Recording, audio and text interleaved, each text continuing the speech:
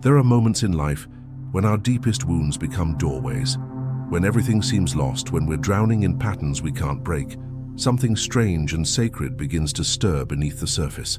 What if the very thing you're ashamed of, the vice that traps you, is the compass pointing towards someone destined to transform your life? This isn't about romantic fantasy. It's about the hidden mechanisms of the psyche, where divine purpose and human pain intersect. Addiction, from a Jungian lens, is not just pathology. It's a powerful symbol, a disguised calling, an echo of a part of the self still waiting to be met. Sometimes what pulls you into darkness is the same force that leads you to love. Not ordinary love, but a bond so profound it mirrors the process of individuation itself. Leave a comment below saying, "My wounds are leading me to divine love." In Jungian psychology, addiction is not merely a compulsive behavior or moral failing. It is a symbolic cry from the unconscious. Carl Jung saw it as an attempt to reconnect with a lost part of the self, a misguided but deeply meaningful search for wholeness. From this perspective, addiction points toward a psychic imbalance often rooted in disconnection from the self, the totality of the conscious and unconscious psyche. The addictive substance or behavior becomes a substitute for a spiritual experience or inner integration that has not yet occurred. Jung once said that the craving of the alcoholic was the equivalent, on a low level, of the spiritual thirst of our being for wholeness. In this light, the vice becomes a portal, not to shame but to awakening. When someone meets their soulmate through the pathway of addiction, it's not a coincidence. It's the psyche orchestrating an opportunity for transformation. The soulmate, in this case, reflects the anima or animus, the unconscious feminine or masculine aspect within, often projected onto the other. These projections emerge powerfully when we are most vulnerable, stripped of ego, and exposed in our suffering. Addiction also activates the shadow, the parts of ourselves we disown or repress. Meeting someone during this process can bring those shadows into the open, forcing confrontation and potentially healing. The connection becomes an alchemical container where both individuals are drawn into a deeper confrontation with their own inner worlds. In the chaos of compulsion, the divine may orchestrate a meeting not based on perfection, but on necessity, on soul recognition forged through fire. In Jungian terms, the soulmate does not save you, but becomes the mirror through which you finally see yourself clearly and begin the journey of true individuation. Addiction, from a Jungian perspective, is never just about the substance or behavior itself. Beneath the surface of compulsion lies an archetypal cry for connection, meaning, and transcendence. It is the soul's distorted attempt to remember something lost, a primordial union with the self, the divine, or an inner truth that has been buried. The addictive pattern serves as both a mask and a map. On one level, it hides pain and unresolved trauma. On another, it signals where the soul is attempting to heal, to recover its own wholeness through symbolic substitutes. What we reach for when we are addicted is often not the object itself, but the feeling state it temporarily provides. Safety, unity, escape, control, or even ecstasy. These longings are not shallow, they are deeply spiritual, echoing the archetype of the lost paradise, or the sacred union, which Jung saw as embedded within the collective unconscious. In this symbolic framework, addiction becomes a misunderstood ritual, an unconscious ceremony meant to reconnect the fragmented psyche with a sense of divine unity. The tragedy, however, is that the external object, be it alcohol, drugs, gambling, or obsessive love, can never truly satisfy the soul's yearning. And yet, this very dissatisfaction is what pushes the psyche further, deeper, and eventually toward the possibility of transformation. Jung believed that the unconscious would continue to send symbols, crises, and even relationships to provoke growth.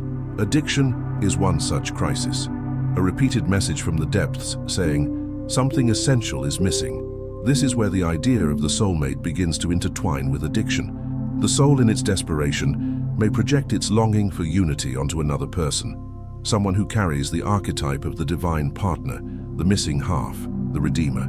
These encounters often occur in moments of great vulnerability, when the ego is shattered by the force of addiction. And because the addictive state opens a psychic wound, it also creates a portal. Through this portal, a person may appear, not as an answer, but as a mirror. This figure can feel like salvation, like a presence who sees the brokenness without judgment and whose connection penetrates far beneath the surface of the addiction. Such moments are rarely peaceful or tidy. In fact, they are often marked by chaos, emotional intensity, and spiritual confusion. The soulmate who enters during addiction may not come in the form of a perfect partner, but as someone equally wounded, equally searching. The bond can be magnetic, inexplicable, and transformative. This is because what's really being activated is not just romantic attachment. It is a mutual resonance of archetypal material. The psyche recognizes in the other what it has forgotten in itself. This connection is not necessarily meant to last in the traditional sense. It is meant to catalyze. Just as addiction reflects a deeper inner hunger, the soulmate experience during addiction reflects a deeper call toward wholeness. Sometimes these relationships burn bright and fast, leaving ashes and questions. Other times they become long-term journeys of mutual healing. In both cases, the meaning lies not in the form the relationship takes, but in the transformation it initiates. To view addiction symbolically is to reclaim its power. Rather than condemning it solely as pathology, Jung's view allows us to see it as the psyche's painful but purposeful navigation toward the self. And in that sacred disruption, the soulmate may appear not to fix us, but to reflect what we most need to face. This reflection, born from pain, becomes the first step toward integration. And integration is ultimately the journey home, not just to love another, but to rediscover the divine within ourselves. In Jungian psychology, projection is not just a psychological error. It is a necessary and inevitable function of the psyche, especially in the early stages of love and deep relational encounters. When someone appears during a period of addiction, they often serve as the canvas onto which the unconscious paints its most urgent symbols.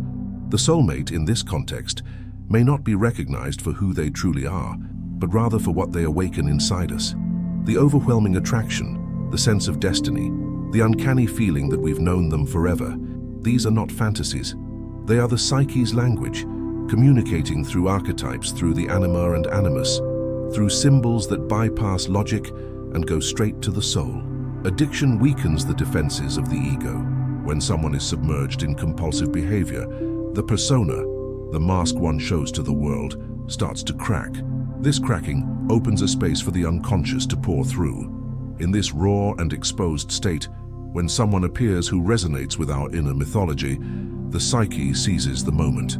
The projections emerge with great force. This person will save me. They are the answer. They understand me like no one else. But behind these projections lies something deeper. What is being projected is not fantasy. It is the unintegrated aspects of the self, seeking embodiment in the outer world. For Jung, the anima, the inner feminine in men, and the animus, the inner masculine in women, are powerful archetypes that often get projected onto others.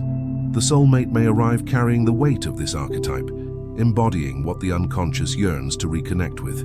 During addiction, the hunger for this reconnection is even stronger. The pain, the longing, the cycles of self-destruction, they amplify the desire for transcendence, for a bond that feels holy. The soulmate, therefore, appears not randomly but symbolically, reflecting the divine union the soul is trying to manifest internally. This projection is both a gift and a trap. On one hand, it opens the door to genuine transformation. The intensity of the encounter can shock the psyche into awareness, triggering a process of self-reflection and healing. On the other hand, if the projection is not made conscious, it can lead to further suffering. The person onto whom we project divine qualities cannot carry that weight forever. Eventually, they will disappoint, and the idealized image will shatter. This collapse is not a failure. It is a necessary step in the individuation process. When the projection falls away, we are left with the truth, not just about the other person, but about ourselves. In this context, the soulmate becomes a teacher, whether they stay or leave. Their presence activates buried content, trauma, unmet needs, desires, dreams, and demands that we face them. The relationship becomes an initiation. For those in addiction, this can be both terrifying and liberating. The mirror the soulmate holds up may reflect the parts of the self long denied, long repressed, and through this mirror, the work of integration begins. It is not always about romantic fulfillment. Often, it is about the confrontation with the inner world. the parts of us we've numbed, avoided, or drowned in addiction. Projection, therefore, is not to be feared, but understood. When God reveals a soulmate through addiction, what is truly being revealed is the possibility of wholeness. The encounter is sacred, not because it offers escape, but because it demands awakening. And if we are willing to see beyond the projection, to recognize the divine not just in the other, but within ourselves, then the relationship becomes a turning point. It marks the moment the unconscious begins to speak in the language of love, longing, and recognition. It marks the moment when healing becomes possible, not through the other, but through the reflection they provide. The shadow, in Jungian terms, is composed of the aspects of ourselves we deny, repress, or disown. It includes not only what is shameful or socially unacceptable, but also traits and potentials we fear or cannot yet integrate. Addiction is a state where the shadow often takes center stage. In that space of compulsion and loss of control, we come face to face with the very parts of ourselves we wish to escape. But paradoxically, it is in this raw confrontation that the possibility of healing is born. When intimacy enters this space, particularly the kind of intimacy triggered by a soulmate encounter, it intensifies the shadow's presence, revealing everything we've hidden not just from the world, but from ourselves. Dependency, emotional or chemical, is fertile ground for the shadow to emerge. When we become dependent on a substance, we are often seeking comfort, relief, or connection in a place where we feel most powerless. When another person enters that fragile space and offers intimacy, genuine or perceived, the unconscious may respond with tremendous force. The soulmate figure arrives like a mirror, but not a mirror that flatters, rather, a mirror that exposes. Through the closeness of relationship, long-buried wounds begin to rise to the surface.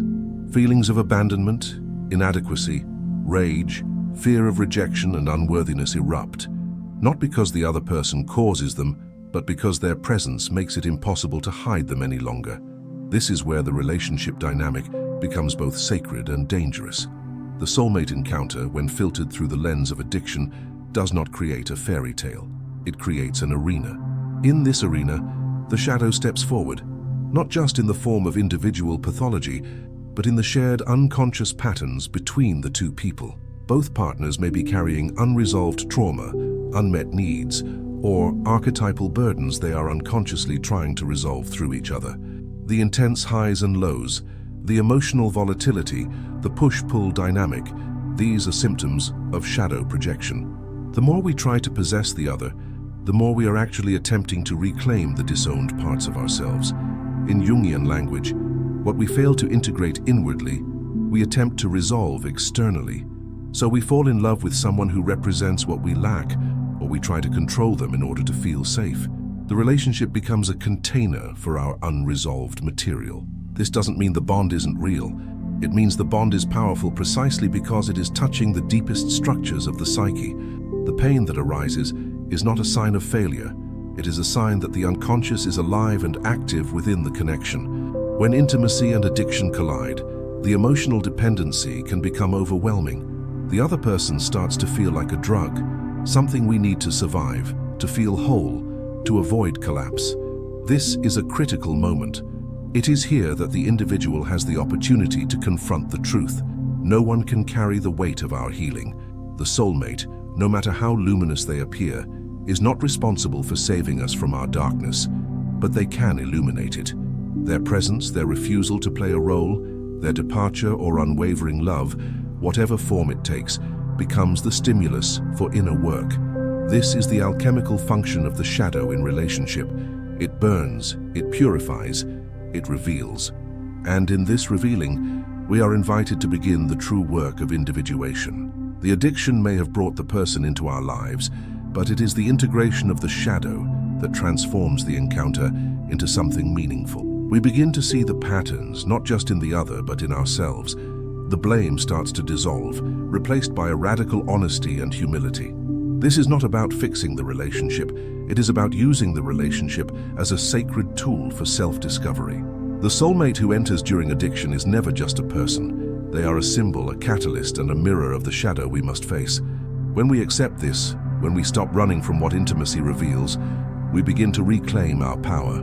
The relationship may or may not survive, but its purpose will have been fulfilled, to awaken us to the depths of our unconscious and initiate us into the lifelong process of becoming whole. Pain, in Jungian psychology, is not a detour on the path. It is the path. Every breakdown, every emotional collapse, every compulsive cycle is a summons to deeper awareness. Individuation, the central process in Jung's theory of psychological development, is the journey of integrating the conscious and unconscious aspects of the self into a cohesive, authentic whole. But individuation is not a comfortable process. It is a dismantling, a burning away of illusions, projections, addictions, and ego attachments. When addiction and the soulmate experience intersect, they often spark this transformative fire. It is through the agony of loss, confusion, and dependency that the raw material for true spiritual and psychological rebirth is formed. Many people look for their soulmate in the hope of being saved, from loneliness, from despair, from themselves. But in the Jungian view, a true soulmate does not save you. They disturb you. They pull the unconscious content to the surface. They challenge your identity, unravel your defense mechanisms, and awaken archetypal energy that has been dormant. When this happens in the midst of addiction, it can feel like the soul is being torn open, and in a way, it is. The suffering becomes the crucible. The individual is forced to face not only the addictive behavior, but also the psychological roots beneath it. Abandonment, self-loathing, perfectionism, unresolved trauma. The pain of the relationship, the collapse of the ideal, the heartbreak. It all becomes sacred material for transformation. Individuation demands that the person no longer live in fragments, and addiction, by its nature, fractures the self. It creates a split between who we are and who we pretend to be, between what we feel and what we express. The soulmate experience intensifies this split until it can no longer be ignored. The person who once felt like salvation begins to reflect the painful truth. No one else can complete us. Completion comes from within, through the slow and often agonizing process of becoming whole. The relationship then shifts from being a romantic ideal to being an initiation into the self. This process can feel like death. The ego resists. It wants the fantasy, the security, the high. But individuation is not about comfort. It is about truth. In confronting the pain, the individual begins to encounter the deeper layers of the psyche. The addiction is revealed not as weakness, but as a symbolic attempt to reconnect with the lost parts of the soul. The soulmate is revealed not as a perfect other, but as a mirror of those lost parts. Together, these realizations open the door to divine union, not with another person, but with the self, which Jung saw as the imago Dei, the image of God within. Spiritual traditions often speak of the dark night of the soul, and in Jungian terms, this night is necessary for light to emerge. It is not an enemy, it is a rite of passage. When someone walks through addiction and emerges with greater self-awareness, with a clearer understanding of their shadow, their projections, and their capacity for love, they are being reborn. The soulmate encounter, painful as it may be, serves as midwife to this rebirth. The divine union is not always with the person we met in the fire, but with the deeper self that we discovered because of them. Individuation also requires the reconciliation of opposites, masculine and feminine, conscious and unconscious, spirit and matter. The soulmate encounter often activates these polarities, pulling them into view through attraction, conflict, and emotional intensity. This dynamic, especially when amplified by addiction, forces an inner reckoning. The love we thought we were giving to another must be reclaimed as a reflection of our own capacity to embody the sacred. And in this reclamation, a different kind of love becomes possible, one that is no longer based on need, but on presence. One that is no longer born of fantasy, but of truth. The pain of addiction, the fire of lost love, the collapse of false identity. All of these are the gateways to the divine, if we are willing to walk through them consciously. Jung never promised that the journey would be easy, but he pointed again and again to the gold hidden in the dark.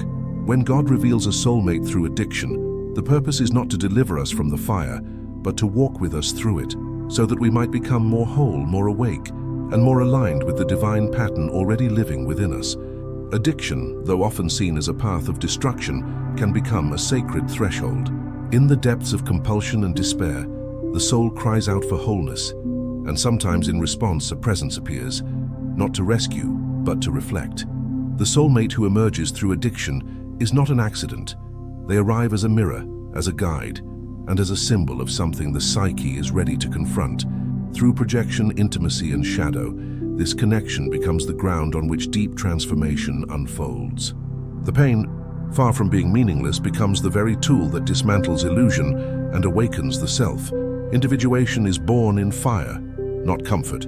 The divine uses even our lowest moments to draw us toward integration. When we stop seeking external salvation and begin to witness the inner landscape being reshaped, we understand. This wasn't about romance, it was about resurrection. If this journey spoke to something inside you, subscribe to the channel and watch the next video on your screen. Let this be a reminder that your darkest moments may be preparing you for the most profound encounters with others and with your own soul. Healing begins with awareness, and awareness begins now. The full script is now complete. Let me know if you'd like a version formatted for video narration or text presentation.